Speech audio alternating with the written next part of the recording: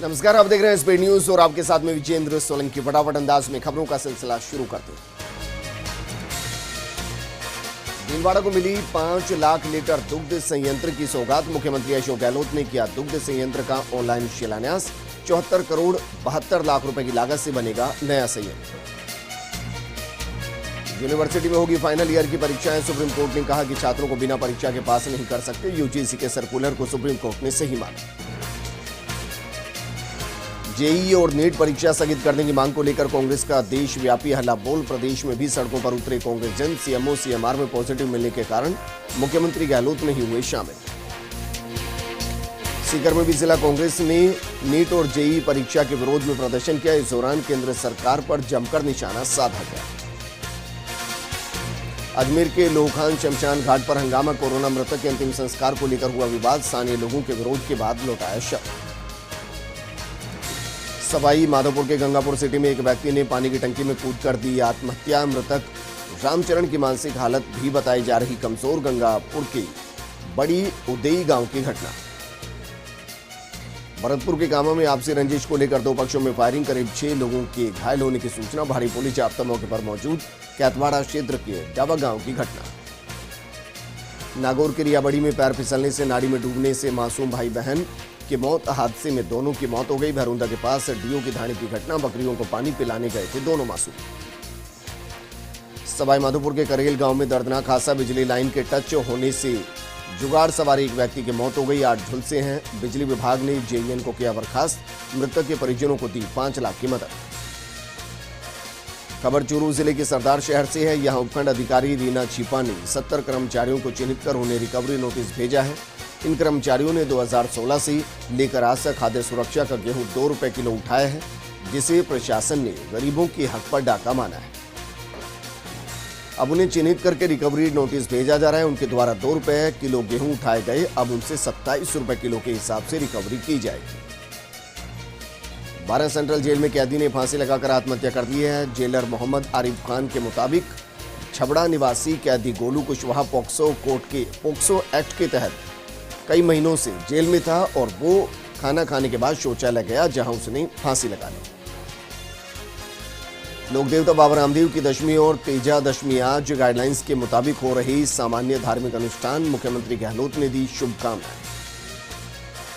कोटा के इटावा नगर में तेजा दशमी के मौके पर तेजा जी के थान पर श्रद्धालुओं की भीड़ उमड़ी। श्रद्धालुओं ने तेजा जी के दर्शन किए और दूध चढ़ाया। साथ ही मनौतियां भी मांगी गई। अजमेर के पिसांगन उपखंड मुख्यालय समेत देहात के गांव में तेजा दशमी पर्व परंपरागत रूप से मनाया गया। कोरोना काल के चलते इस बार लोक देवता तेजाजी महाराज के मेले नहीं भरे। हालांकि श्रद्धालुओं ने तेजाजी के थान पर खीर, चूरमा और कच्चे दूध का भोग लगाकर परिवार में खुशहाली की मनोकामना मांगी। अजमेर के किशनगढ़ के निकटवर्ती सुरसुरा गांव स्थित वीर तेजाजी निर्वाण स्थली पर तेजा दशमी का पर्व हर्षोल्लास के साथ मनाया गया। बाबा की प्रतिमा पर नयनाभिराम श्रृंगार किया गया। तेजाजी महाराज ने सर्प के रूप में दर्शन भी दिए। भीलवाड़ा के तेजाजी चौक में भरने वाला तेजा दशमी का मेला इस बार कोरोना काल के चलते नहीं भरा। वहीं तेजाजी के थान पर श्रद्धालुओं ने मंदिर के बाहर से ही दर्शन किए। इस दौरान व्यवस्था बनाए रखने के लिए पुलिस जाब्ता भी तैनात रहा। डूंगरपुर के 84 में भी बाबा रामदेव जयंती के उपलक्ष्य में मंदिर में निजा ध्वज चढ़ाकर भजन कीर्तन का आयोजन किया गया। सीतल पंचायत क्षेत्र की गांगी बजारा टाड़ा की तरफ से बाबा रामदेव पीर मंदिर पर ध्वज चढ़ाकर देश की खुशहाली की कामना की गई। नागौर के मूलवा में पठार चौक स्थित बाबा के मंदिर प्रांगण में सर्वजन हिताय हवन का आयोजन किया गया। पंडित जगदीश मुंडेल के सानिध्य में बाबा के भक्तों ने हवन में आहुतियां दी। इस दौरान बाबा की आरती और हवन पूर्णाहुति के साथ पुष्पांजलि भी अर्पित की गई। वहीं श्रीगंगानगर की सुकाड़िया सर्किल स्थित बाबा रामदेव मंदिर पर भी हर साल भरने वाला दशमी का मेला इस बार स्थगित किया गया। हालांकि श्रद्धालुओं ने मंदिर पर बाहर से धोक जरूर लगाई और घरों में भी बाबा रामदेव को प्रसाद चढ़ाया गया। श्रीगंगानगर में ग्राम पंचायत चूनावड़ में जिला परिवहन कार्यालय को शिफ्ट कराने की मांग को लेकर ग्रामीणों ने गांव में ही अनिश्चितकालीन धरना शुरू कर दिया। साथ ही चेतावनी दी कि यदि उनकी मांगे पूरी नहीं की गई तो आंदोलन तेज किया जाएगा। जैसलमेर के पोखरण थाना इलाके के चाचा गांव के पास सड़क हादसा हो गया। वाहन की टक्कर से 4 गायों की मौत हो गई। वाहन चालक मौके से फरार हो गए। अलवर के कैरतल थाना पुलिस ने एक शातिर बदमाश को गिरफ्तार किया। साथ ही उससे तेज धारदार चाकू बरामद किया गया है। अलवर में खैरतल की बल्लभग्राम में व्यापारियों के साथ मंगलवार को लूट के प्रयास मामले में आरोपियों के नहीं पकड़े जाने पर संयुक्त व्यापार महासंघ की शिष्टमंडल ने खैरतल थाने में पहुंचकर आरोपियों को पकड़ने की मांग की। थाना अधिकारी ने व्यापारियों को आश्वासन दिया कि आरोपियों को जल्द पकड़ा जाएगा। जैसलमेर में dumper and dumper truck union के बैनर तले लाइमस्टोन ट्रक यूनियन और ठेकेदार के बीच विवाद जारी है। वहीं धरना स्थल पर बीजेपी कांग्रेस नेता पहुंचे और विधायक रूपाराम धनदेव और 2 पूर्व विधायकों ने यूनियन को समर्थन भी दिया। वहीं आंदोलन के उग्र होने की आशंका के चलते पुलिस प्रशासन अलर्ट है। पाली के नाना थाना क्षेत्र की चामुंडेरी गांव में 2 बाइक की जबरदस्त भिड़ंत हो गई। हादसे में घायल एक युवक की इलाज के दौरान मौत हो गई, वहीं दूसरा घायल का इलाज जारी है। अजमेर के गंज थाना क्षेत्र में एक और ऑनलाइन ठगी की वारदात सामने आई। पीड़िता ने मामला दर्ज कराते हुए बताया कि उसके खाते से 40,000 रुपए ऑनलाइन ठगी के माध्यम से निकाल लिए गए। पुलिस ने मामला दर्ज कर पड़ताल शुरू कर दी। बांसवाड़ा में कोतवाली पुलिस ने बीते दिनों कस्टम चौराहे पर हुई फायरिंग के मामले में 2 आरोपियों को गिरफ्तार किया। दोनों आरोपियों के कब्जे से वारदात में काम में ली गई स्कूटी भी जब्त की गई। अलवर के भिवाड़ी एसपी राममूर्ति जोशी ने बहरोड पुलिस थाने का निरीक्षण किया। उन्होंने यहां थाना अधिकारी विनोद सांखला से क्षेत्र में अपराधों को लेकर किए जा रहे कार्यों की समीक्षा की। साथ ही अपराधों पर पूरी तरह से रोक लगाने की कोशिश तेज करने के निर्देश दिए। डूंगरपुर के सिमलवाड़ा और गढ़ा पट्टा पीठ में कोरोना जागरूकता प्रशिक्षण शिविर का आयोजन किया गया, जिसमें ग्रामीणों को कोरोना से बचने के नुस्खे और तरीके बताए गए। इस दौरान मास्क पहनने, सोशल डिस्टेंसिंग रखने और हाथों को बार बार साबुन से धोने को लेकर दिशा निर्देश दिए गए। झालावाड़ जिले में मौसम ने पलटा खाया और बारिश का दौर शुरू हो गया, जिससे किसानों के चेहरों पर खुशी छा गई। हालांकि निचले इलाकों में बारिश का पानी भरने से लोगों को परेशानी जरूर हुई। सिरोही के शिवगंज से निर्दलीय विधायक संयम लोढ़ा ने पौधारोपण किया। उन्होंने कस्बे के न्यू गोकुलवाली स्थित कब्रिस्तान परिसर में पौधे लगाकर पर्यावरण संरक्षण का संदेश दिया। उन्होंने लोगों से ज्यादा पौधे लगाने की अपील की। अलवर में खैरतल के निकटवर्ती श्री किशन लाल शास्त्री धर्मार्थ गौशाला ततारपुर में गोवंशों की गणना की गई। जिला कलेक्टर के निर्देश पर पशुपालन विभाग की तरफ से संवर्धन निधि योजना के तहत डॉक्टर सुरेश शर्मा ने गणना की। इस दौरान सरपंच शुभराम चौधरी, हल्का पटवारी और चिकित्सा विभाग की टीम सहित गौशाला की कार्यकारिणी के सदस्य मौजूद रहे। नागौर के मेड़ता सिटी में शाहजी के नोहरी के पास बुजुर्ग महिला की हत्या मामले में 2 महीने बीत जाने के बाद भी आरोपियों की गिरफ्तारी नहीं हुई, जिसे प्रजापति समाज में नाराजगी है। प्रजापति समाज की श्री यादव प्रजापति भवन में आम सभा में नाराजगी जाहिर की गई। अजमेर में मदार स्थित अजमेर विद्युत वितरण निगम लिमिटेड के कार्यालय पर लोगों ने प्रदर्शन किया और बिजली के बिलों में गड़बड़ियों को लेकर ये प्रदर्शन किया गया। झालावाड़ के रायपुर क्षेत्र के गांव सेम्बली खाम में खुजनेर निवासी शहीद मनीष विश्वकर्मा को श्रद्धांजलि अर्पित की गई। बारामूला जम्मू में आतंकी हमले में शहीद हुए खुजनेर के लाल मनीष विश्वकर्मा को श्रद्धांजलि अर्पित की गई। चूरू के सरदार शहर में ओसवाल बड़ा पंचायती भवन में व्यापार संघ की तरफ से थाना अधिकारी महेंद्र दत्त शर्मा का सम्मान समारोह आयोजित किया गया। थाना अधिकारी शर्मा का ट्रांसफर बीकानेर होने पर उनके द्वारा किए गए अच्छे कार्यों के चलते इस सम्मान समारोह आयोजित किया गया। युवा कांग्रेस के प्रदेश अध्यक्ष गणेश घोगरा बांसवाड़ा पहुंचे। यहां कलेक्ट्रेट के पास कांग्रेस कार्यालय में उनका जबरदस्त स्वागत किया गया। इस दौरान कार्यकर्ताओं ने उन्हें फूल मालाओं से लाद दिया और जमकर नारे भी लगाए। कोटा के इटावा में माकपा कार्यकर्ताओं ने प्रदर्शन किया। सरकार की मजदूर विरोधी नीतियों और लॉकडाउन के दौरान बिजली के बिल माफ करने की मांग को लेकर ये विरोध प्रदर्शन किया गया। साथ ही बिजली विभाग कार्यालय पहुंचकर 16 सूत्रीय मांग पत्र का ज्ञापन सौंपा गया। सवाई माधोपुर के बामनबास उपखंड मुख्यालय पर मुख्य बाजार के समीप गंदगी से राहगीरों और वाहन चालकों को परेशानी हो रही है। स्थानीय लोगों से गंदगी को लेकर काफी नाराजगी। हिंदू सनातन मंच के राष्ट्रीय सह संगठन मंत्री बुद्धि पंडित के नेतृत्व में ग्रामीणों ने नारेबाजी की। बांसवाड़ा के मोटा गांव थाना इलाके के देलवाड़ा में सप्ताह भर पहले प्रेम युगल के कुओं में शव मिलने से मामले को लेकर मृतका के पिता ने अपनी बेटी और युवक की हत्या कर शव कुओं में फेंकने की आशंका पर घाटोल एसडीएम को ज्ञापन सौंपा और मामले की निष्पक्ष जांच की मांग की। अब स्कूलों में वाइस प्रिंसिपल की पद सृजित करने की तैयारी शुरू हो गई है। राज्य सरकार के इस संबंध में माध्यमिक शिक्षा निदेशालय से प्रस्ताव मांगे है। शिक्षा विभाग के शासन उप सचिव ने शिक्षा निदेशालय को नियमानुसार प्रशिक्षण करवाकर प्रस्ताव भेजने के निर्देश दिए। पाली से सुमेरपुर की जाने वाली राष्ट्रीय राजमार्ग आकड़दा तिराहे से पाली तक बरसात का पानी किसानों के लिए परेशानी का सबब बन गया है। बारिश के पानी की निकासी नहीं होने के कारण खेतों में पानी भर गया, जिससे किसानों के लिए खेती करना मुश्किल हो गया। कोटा में राजस्थान बेरोजगार एकीकृत महासंघ के जिला अध्यक्ष मनोज धलवासिया ने संघ की बैठक की, जिसमें इटावा सुल्तानपुर इलाके के युवाओं के साथ बैठक कर जयपुर में आक्रोश रैली के आंदोलन की रूपरेखा पर चर्चा की गई। धौलपुर के राजाखेड़ा थाना इलाके की एक अधेड़ की बीमारी के चलते इलाज के दौरान मौत का मामला सामने आया। परिजनों ने इलाज कर रहे चिकित्सकों पर लापरवाही का आरोप लगाते हुए मामला दर्ज कराया, जिसमें आरोप लगाया गया कि चिकित्सक द्वारा लगाए गए इंजेक्शंस के चलते अधेड़ की मौत हो गई। श्री गंगानगर के सादुल शहर में गांव खैरूवाला के बस स्टैंड के पास एक मिनी निजी बस ने बाइक को टक्कर मार दी। हादसे में घायल बाइक सवार की इलाज के दौरान मौत हो गई। पुलिस ने दोनों वाहन जब्त कर दिए। धौलपुर में पुलिस ने बजरी माफियाओं के खिलाफ कार्रवाई करते हुए 4 बजरी माफियाओं को गिरफ्तार किया। वहीं अवैध बजरी से भरे एक ट्रक और ट्रक को एस्कॉर्ट कर रही एक कार को भी जब्त किया गया। प्रतापगढ़ के दरियावद के गांव गदवास अंबाजी गांव में किसान सभा, आदिवासी महासभा, कम्युनिस्ट पार्टी CAPIM की बैठक हुई। किसान सभा के जिला सचिव भगवान लाल मीणा की अध्यक्षता में बैठक हुई। दौसा के सिकराय की मरियाड़ा राजीव गांधी सेवा केंद्र पर स्वच्छ भारत मिशन के तहत कोविड-19 से बचाव को लेकर एक दिवसीय कार्यशाला का आयोजन हुआ। कार्यशाला में SBM प्रभारी विजेंद्र गुर्जर ने कोविड-19 से बचाव को लेकर जानकारी दी। अजमेर के बिनाई में एक साथ 9 कोरोना पॉजिटिव आने से हड़कंप मच गया। सभी संक्रमितों को जिला अस्पताल भेजा गया।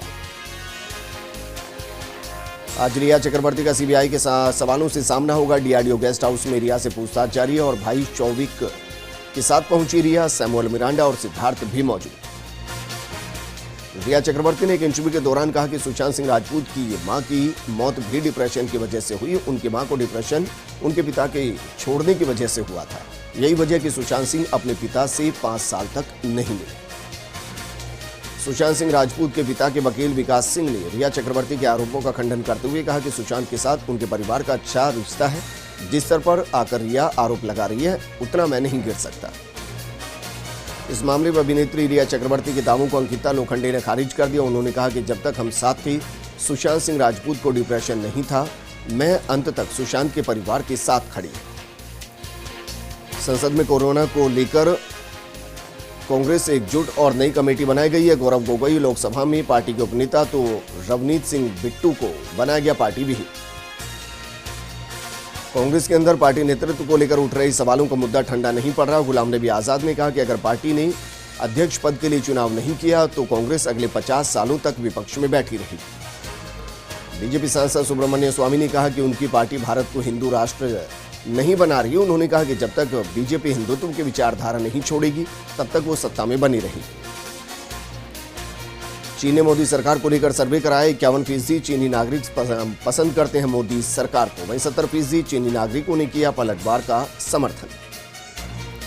दुनिया भर में कोरोना वायरस का कहर लगातार जारी है। दुनिया में कोरोना के मामले बढ़कर 2,47,00,000 के पार पहुंच चुके हैं, तो मरने वालों की संख्या भी 8,35,000 के पार पहुंच चुकी है।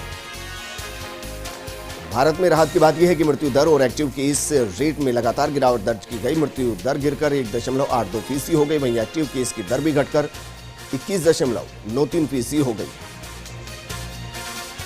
कोरोना के बढ़ते मामलों के बीच टेस्टिंग को लेकर केजरीवाल सरकार और केंद्र सरकार में ठन गई है। दरअसल दिल्ली के स्वास्थ्य मंत्री सत्येंद्र जैन ने केंद्रीय गृह सचिव अजय भल्ला को पत्र लिखा और गृह मंत्रालय द्वारा दिल्ली सरकार के अधिकारियों पर टेस्टिंग न बढ़ाने का दबाव बनाने का आरोप लगाया।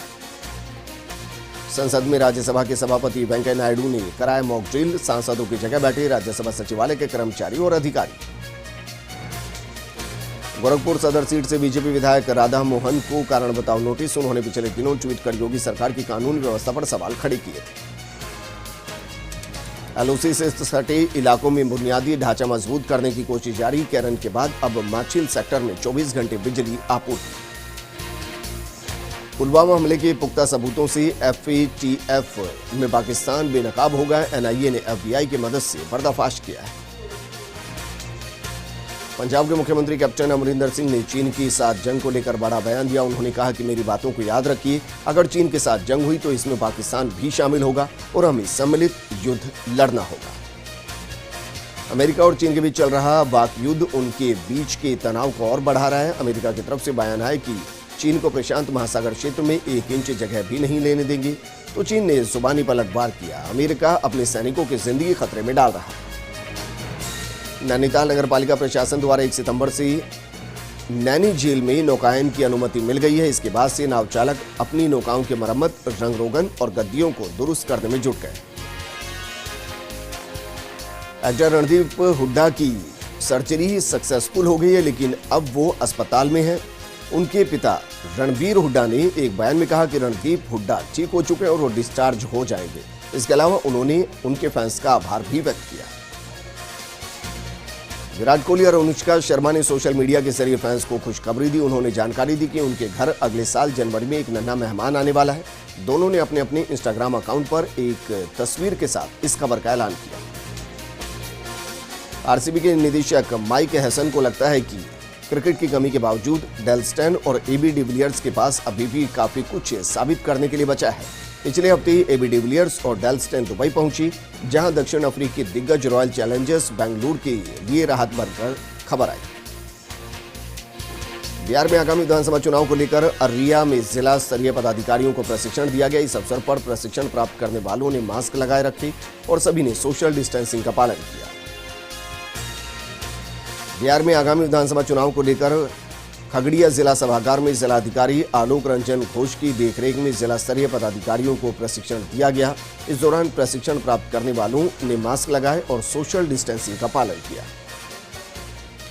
बिहार के खगड़िया में बकरी मुख्य मार्ग को छात्रों ने जाम कर दिया। छात्रों का कहना है कि विद्यालय में उन छात्रों को छात्रवृत्ति दी गई जिनकी उपस्थिति 75% से कम है, जबकि 75% से ज्यादा उपस्थिति वाले छात्रों को छात्रवृत्ति नहीं दी गई। खबर बिहार के मुंगेर से है, जहां की नया रामनगर मोर्चा में कुछ लोगों ने पानी के व्यवसायी को गोली मार दी। घायल को सदर अस्पताल ले जाया गया, जहां से डॉक्टर्स ने उसे भागलपुर रेफर कर दिया। इलाज के दौरान व्यवसायी की मौत हो गई।